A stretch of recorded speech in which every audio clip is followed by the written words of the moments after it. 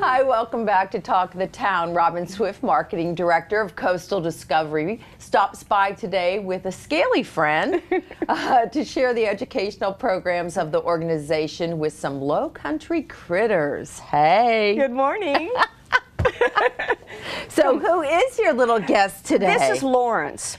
And the reason we have the name Lawrence is one of the buildings where the lab is now, the Lawrence family were the caretakers at Huntinghorn years and years and years ago.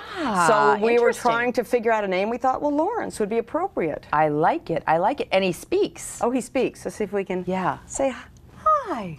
Oh. I hope everybody hears that. Said hi, Sandy. So how do we get to see him every week? It's exciting. I'm not sure that I'll be there to see him every week. Right. Well, we have a couple different opportunities. We have a program each week called Reptiles and Amphibians, where you make reservations and we take you into the lab and you get to. And then we do another program twice a week called Lowcountry Critters. Okay. And Lawrence isn't in that one because he's not quite big enough, but we bring some of the bigger ones in there. Like what? Alligators, bigger alligators. The bigger alligators. Yeah, the three-footers. Oh, yeah, more your size. Yeah, more my size. Right. Yeah, got it. And people get a chance to hold them. Okay. And have their picture taken with them and learn about the alligators and how important they are to our island. Yeah, they are very important to our island. They're a little scary though, I got to say. That's because people don't do what they should do. Right. You don't feed them, you don't throw rocks at them, you don't harass them. Yeah, they were here before us. Yes, they were, absolutely. Yeah. I know they were definitely here before me. So what can people expect at this program? Well, they can learn, like I say, the educational components.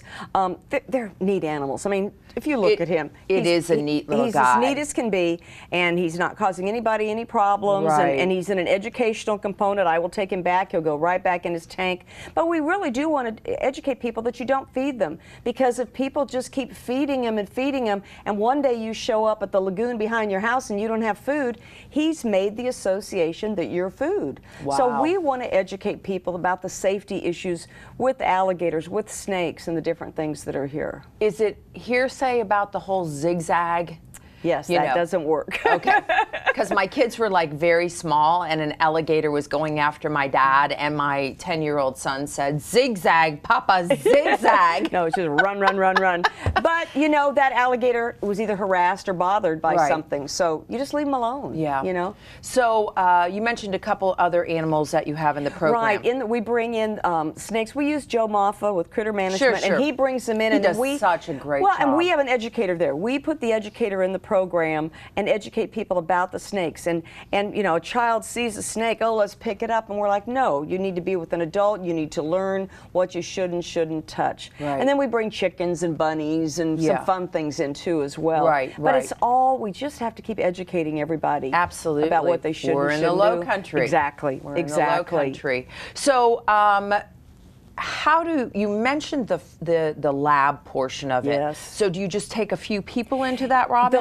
The lab can hold 25 people for a program. So they need reservations. They need reservations, and we have different things in the lab. Like he's in an aquarium in the lab. We have a snake in the lab. We have terrapins. We have horseshoe crabs. We have lots of things in the lab. Okay. So we only open it when we have educators in there. Okay. We don't want people walking around and touching. Everybody wants to touch. It's not and a put their museum. hand. No, it's exactly. But I mean, it's more of a contained museum, it is. right? And it's an observation tank where we have the horseshoe crabs, the shrimp, and the fish. It's not a touch tank. Got it. So yes, those all take reservations. And are those every Different days of the week? Different days of the week. One day during the week we do reptiles, amphibians. We do one called Under the Sea one day a week, and then another one on sea turtle life during the week. And you know, that is so wonderful for not just us locals, which we do need some education on a lot of these things. At least I would. But the tourists, I mean, what a great thing for the kids. I mean, I'm sure for some of them, they've never seen or touched or even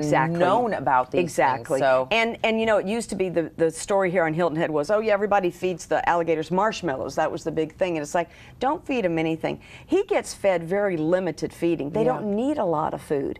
And you know, he's in an aquarium that's a certain size, and he does just fine, and he's just staring at you, Sandy. He is. So can I touch him? Yes, I'd love to have you touch him. Okay. You can do it. Okay, Franny Gertoffer, watch this. Feel his scoots? Yeah, but he's not even, isn't that incredible? He's not even moving. No. He's not even flinching. No. Ah. But see, he's not harassed. He's in an aquarium. We know how to carry him. I've got him in the case with water. He's cared I'll for. Go right back to the lab and put him back in his water. Right. He's very spoiled, as a matter of fact. I see that. I see that. You are spoiling him. Yes, you are giving him kisses on the way in. That's right. That's Loved right. having you. Thank See you next month. You got it. People need to stop by and make the reservations. You got it. Cool stuff. And we'll be right back with Talk of the Town.